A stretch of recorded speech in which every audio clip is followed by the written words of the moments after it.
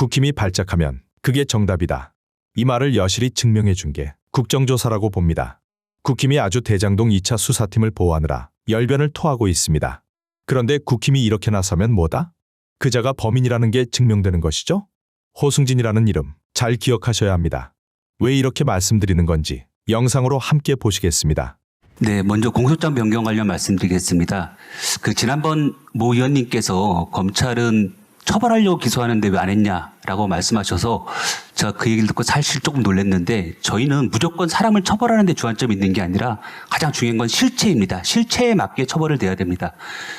부산 돌려차기 사건도 그렇고 국정농단 사건에서도 마찬가지고, 예를 들어 계엄 사건에서도 저희가 공범이라고 주장을 하는데 재판부가 갑자기 방조 아니냐라고 했을 때 덜컥 저희가 방조로 공차 변경하지 않습니다. 가장 중요한 건 수사 결과 확인된 증거 관계에 비춰서 실체가 어떤 것이냐가 가장 중요하고, 그 사건에서 만약에 유동규를 봐주려고 했다면 당연히 공여자로 하면 그냥 그 돈이 지금 공여자로 1심에서 인정되는 바람에 수수액이 6억으로 떨어졌습니다. 오히려 그렇게 되면 유동규가 훨씬 더 양형에서 유리한 볼 수 있는데 저희는 절대 그렇게 판단할 수 없었다고 봤고, 사실 지금 민주당 의원님들께 제가 한 가지 좀 의문이 있는 건, 지금 민주당 의원님들은 김용 피고인이 돈을 받은 사실이 없다라고 하고 계시지 않습니까? 근데 불법 정치자금이 8억 원이 넘어갔는데 만약에 남욱, 정민용, 유동규, 김용까지 갔는데 유동규가 공여자가 돼버리고 김용 씨는 수수자가 아니다, 돈 받은 사실 없다라고 하면 이 사건은 공여자만 있고 수수자가 없는 사건이 돼버립니다. 논리적으로 그냥 사건 자체가 없어지는 겁니다. 그건 불가능한 일입니다.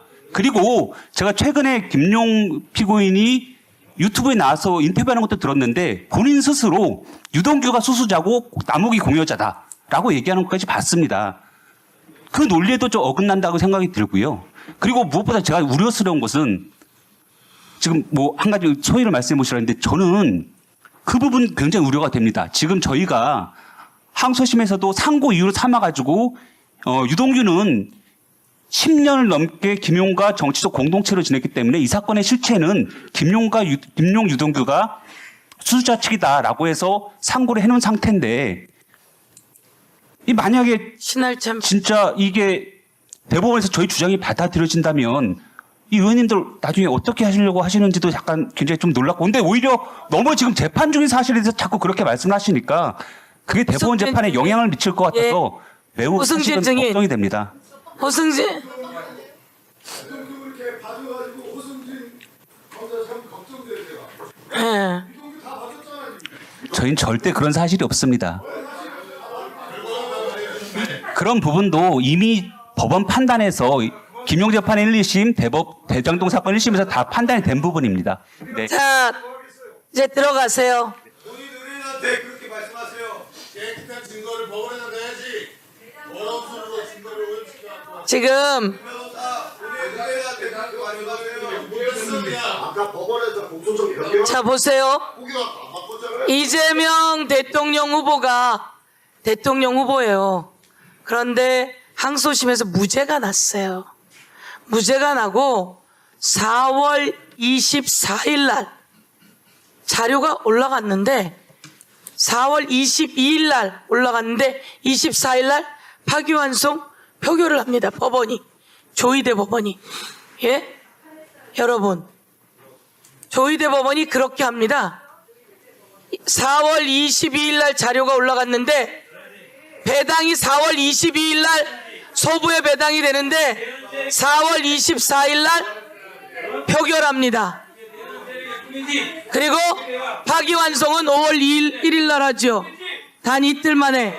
법원이, 윤석열과 법원이 그렇게 연결되어 있다는 걸 다시 한번 여러분께 말씀드리면서, 자, 신할찬 변호사, 지금 호승진 증인이 이야기한 것에 대해서 이야기 한번 해보세요. 네, 변호인, 저는 이 사건의 현재도 변호인이기 때문에 말씀드리는 게 적절치 않은 부분이 있다고 말씀하시지만 물어보시니 대답하도록 하겠습니다. 호승진 검사님께서 말씀하시는 거는 유동규가 김용 부원장에게 돈을 제공했다는 기본적 사실관계 아래서 김용 부원장은 수수의 공범이라고 기소한 부분, 법적 판단은 당연히 검찰이 그렇게 할 수 있고 검찰에서 당연히 공소장 변경 요구에 대해서도 그대로 유지할 수 있다고 생각합니다. 근데 다만 문제가 되는 부분은 저희는 당연히 유동규가 김용 부원장에게 정치자금을 제공하지 않았다라고도 주장을 하고 있지만 유동규가 그렇게 진술하도록 하기 위해서 그 진술을 공소 단계에서도 유지시키기 위해서 1심에서도 처벌을 안 받은 그 해당 공소사실을 예비적 공소사실 즉 똑같이 돈이 흘러간 건 맞지만 이 행위를 수수의 공범으로 평가하느냐 정치자금의 제공으로 평가하는지에 대해서 양립이 불가능한 범죄 사실에 대해서 충분히 예비적 태길적으로 공소사실 변경이 가능한데 통상적으로 다른 일반적인 사건에서 그렇게 많이 실제로 검사가 하기도 하는데도 불구하고 그렇게 평가하지 않은 부분이 유동규 진술이 공소 유지 단계에서도 유지되게 하도록 하는 것이 아닌가라고 의혹을 제기하고 있고 뭐 검사님들께서 말씀하시는 대로 법원의 주장이 들어가 있는 상황이고 법원에서 판단이 이루어질 거라고 생각하고 있습니다. 예. 그러면서 지금 1기 수사팀에서 잘못된 걸 가지고 마치 2기 수사팀에서 뭐 잘못한 것처럼 이야기를 하고 있는 부분이 있어 확인 좀 해볼게요. 정영학의 엑셀 파일이 뭐 조작됐다 이런 주장이 나오는데 이 부분은 1기 팀에서 수사한 겁니까? 2기 팀에서 수사한 겁니까? 그 지금 문제가 되고 있는 조서라든지 수사 보고는 1기 수사팀 당시 작성된 것입니다. 그렇죠. 네, 그렇습니다. 그리고 이재명 대통령이 직접 이야기한 부분 그 뭐 녹취록에 나오는 위례 신도시를 갖다가 윗 어르신으로 기재했다고 하는 그 녹취록 그거 1기 수사팀에서 작성한 녹취록 아닙니까? 네, 맞습니다. 그 부분이 사실 청취 불가예요. 그래서 1기 수사팀은 그걸 갖다가 윗 어르신이라고 쓴 거예요. 1기 수사팀에서. 그걸 가지고 수사가 잘못됐다는 겁니다. 그걸 가지고. 그런데 1기 수사팀에서 그렇게 잘못을 해놓고 지금 1기 수사팀을 맡았던 정용환 검사가 이 사건을 갖다 또 감찰한다는 거 아닙니까? 자기가 수사 잘못해놓고 자기 사건을 그 이후에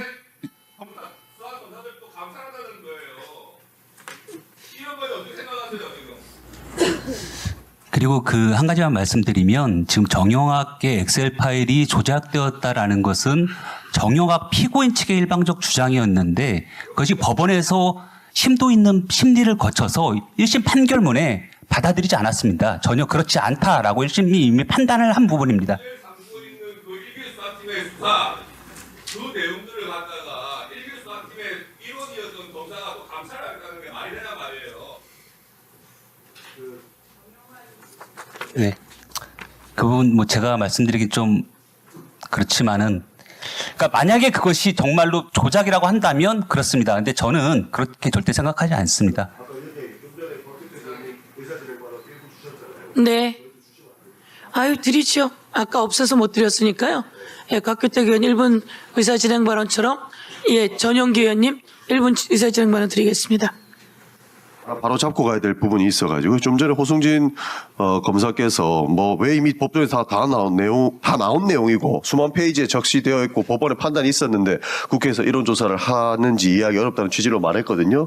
이 부분에 대해서 위원장님 좀 잡아주셔야 되는 게 몇 번을 말씀드리지만 헌법과 법률에 의해서 조사를 하는 거고 국정조사는 법원의 판단을 번복하기보다 정적을 제거하기 위해서 자행됐던 수사에 불법이 있는지 아니면 거짓이 자행됐는지를 좀 봐야 되는 조사라서 그런 오해는 안 해주셨으면 좋겠다라는 부분들을 위원장께 잡아주셔야 된다는 겁니다.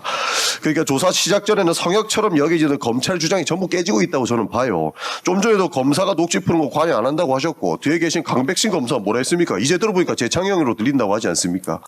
이런 부분들 그리고 그 박상영 녹취록 이 수사는 아니지만 쌍방울 박상영 녹취록 들어보면 방조 이런 거 약속까지 합니다.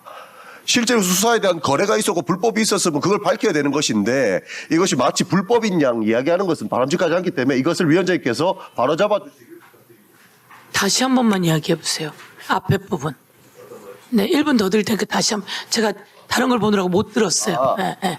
그러니까 많은 검사님들께서 심지어는 이원석 총장께서도 전임 총장께서도 이 국정조사는 위법하다라는 주장을 계속하고 계신 거예요. 그렇기 때문에 본인들은 좀 전에 강백신 검사 뭐라 하셨냐면 나는 증언 거부하려고도 생각했다. 그래서 다른 주민 못하셨다고 말씀 주셨잖아요. 그러니까 증인들의 전반적인 시각이 기본적으로 이 국정조사는 잘못됐다라고 하는 이야기를 지속적으로 하고 있는데 이 국정조사를 통해서 그 당시에 있었던 불법이나 거짓들이 밝혀지고 있는 부분들은 충분히 국회에서 할 수 있는 일이기 때문에 그 부분을 위원장께서 잡아주셔야 된다라는 말씀을 의사진행 발언으로 드립니다. 예, 예. 위원장님, 알아- 1분만 알아듣겠죠? 주시면 답변 드리겠습니다.